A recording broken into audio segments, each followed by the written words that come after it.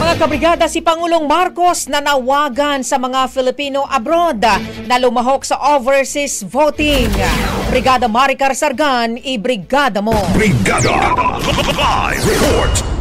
Hinimok ni Pangulong Ferdinand Marcos Jr. ang mga Pilipinong nasa ibayang dagat na gamitin ang kanilang karapatang bumoto sa National and Local Election 2025 sa pamamagitan ng online overseas absentee voting. Sa isang video message, sinabi ng Pangulo na mas pinadali na ang proseso ng pagboto ngayon gamit ang teknolohiya, kaya't hindi na nila kailangan pang pumila o bumiyahe sa mga embahada o konsulado. Hinikayat rin ng Pangulo ang mga botante na maging mapanuri at piliin ang mga kandidatong tunay na may malasakit sa bayan, may sapat na kakayahan at may matatag na paninindigan.